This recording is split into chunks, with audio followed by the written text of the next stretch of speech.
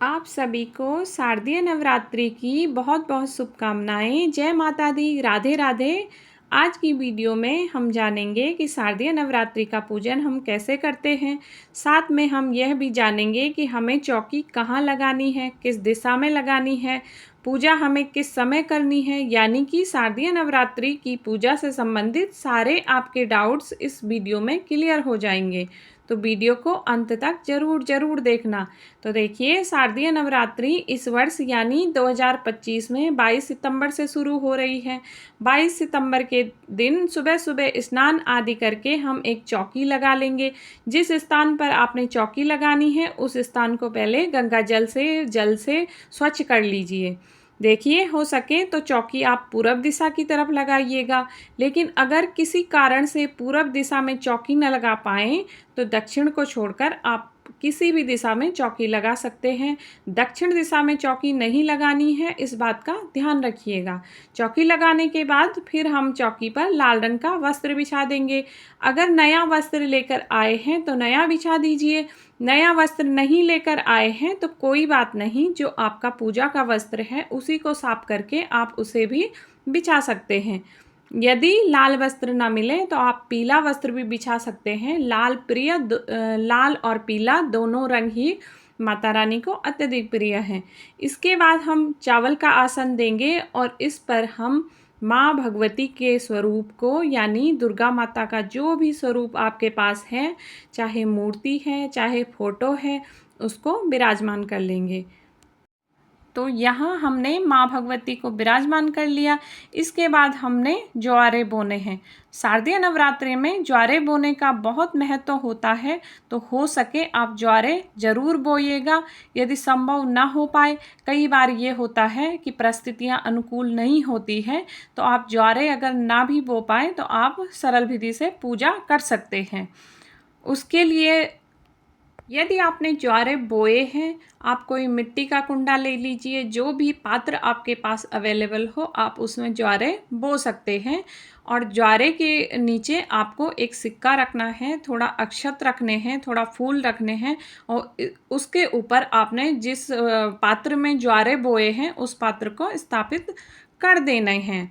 तो ज्वारे के ऊपर कलश की स्थापना आप कर सकते हैं। अगर आपका बर्तन चौड़ा है, कई बार बर्तन चौड़ा होता है तो उसी के ऊपर कलश की स्थापना हो सकती है।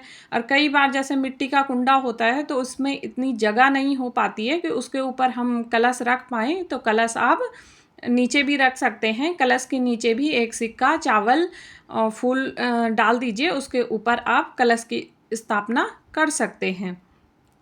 कलश के लिए भी आप तांबे का, पीतल का, मिट्टी का, जो भी पात्र आपके पास अवेलेबल हो, घर में जो भी लोटा आपके पास हो, तो आप उसे साफ करके ले सकते हैं। अगर आप कलश लाना चाहते हैं मिट्टी का तो वो भी आप ला सकते हैं और उसे आप पहली रात जल में भिगो दीजिए।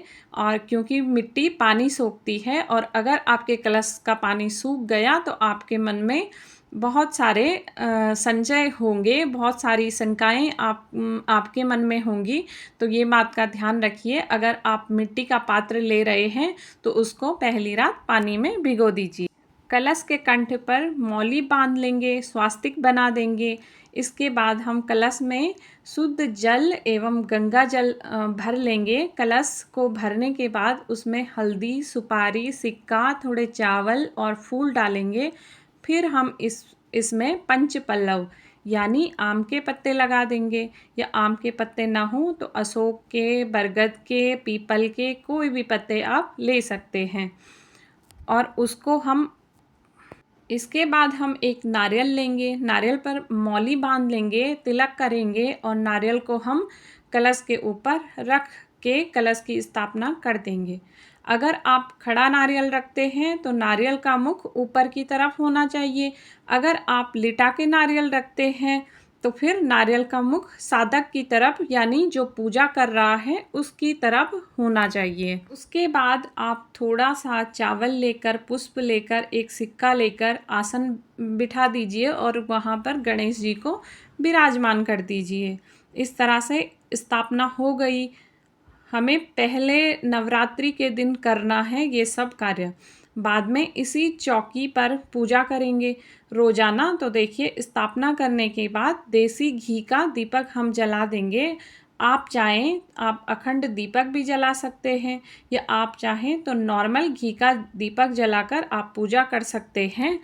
दीपक जलाने के बाद हम हाथ जोड़कर संकल्प करेंगे, हे माता रानी, आज से 9 दिन के लिए मैं अपने घर में आपका पूजन व्रत कर रही हूँ या कर रहा हूँ। आप मेरी पूजा को स्वीकार करें और इन 9 दिनों में मुझसे या मेरे परिवार के किसी भी सदस्य से कोई भी गलती होती है तो उसे क्षमा करें। इस तरह से हम बहुत प्रेम पूर्वक, भावपूर्वक संकल्प करेंगे।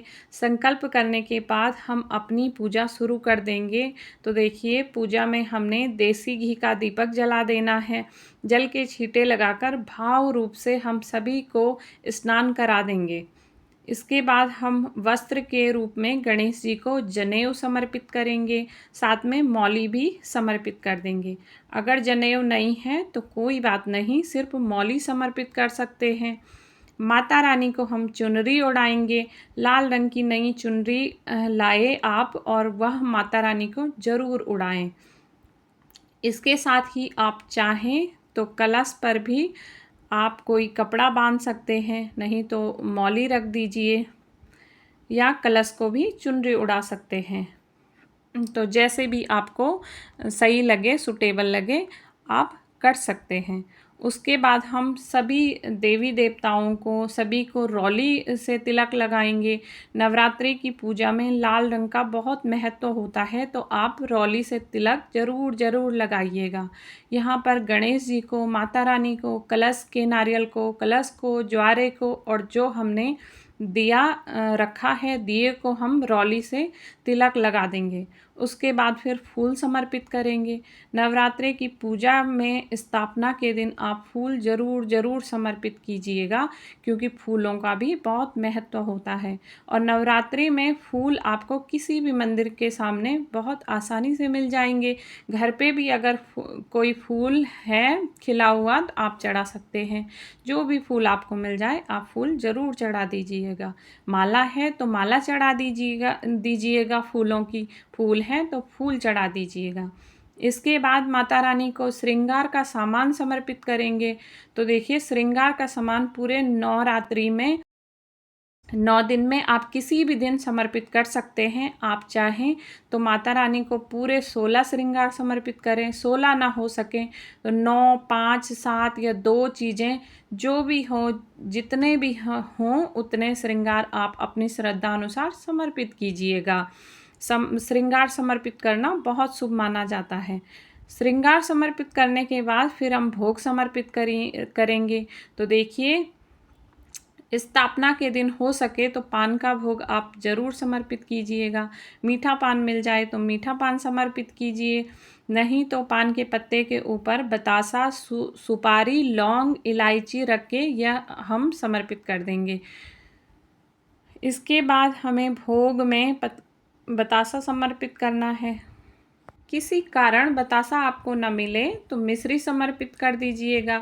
इसके साथ ही आप पंचमेवा का भोग भी समर्पित कर सकते हैं। ऋतु फल जो भी मिल जाए उस ऋतु फल का भोग समर्पित कर सकते हैं। इनमें से जो भी अवेलेबल हो आप भोग समर्पित कर दीजिएगा। इसके बाद हम जल समर्पित करेंगे। हाथ जोड़कर माता रानी से भोग ग्रहण करने के लिए निवेदन करेंगे। और फिर देखिए, यहाँ पर हम भोग समर्पित करने के बाद जो भी आप पाठ करना चाहते हैं, दुर्गा सप्तशती का पाठ करना चाहते हैं, दुर्गा चालीसा पढ़ना चाहते हैं या नवरात्रि की कथा सुनना चाहते हैं, जो भी पाठ करना चाहते हैं वो पाठ कर लेंगे। पाठ करने के बाद यदि आप हवन करना चाहते हैं तो हवन कर लीजिए। हवन करने के लिए गाय के गोबर से बने हुए उपले जलाएंगे। ये उपले आपको बहुत आसानी से मार्केट में मिल जाते हैं, जहाँ पर पूजा का सामान मिलता है। उपले जलाने के बाद उसमें थोड़ा कपूर डाल देंगे ताकि अग्नि अच्छे से प्रज्वलित हो जाए। इसके बाद हम हवन करेंगे, तो हवन में सबसे पहले हम 2 आहुति घी की डालेंगे। देसी घी की 2 आहुति समर्पित कर देंगे। उसके बाद हम लौंग का जोड़ा समर्पित करेंगे। तो देखिए, 2 लौंग एक साथ समर्पित की जाती हैं। लौंग का जोड़ा देंगे, पूरी लौंग लेनी है, टूटी नहीं होनी चाहिए, फूल के साथ लौंग लेनी चाहिए। 2 लौंग एक साथ समर्पित कर देंगे।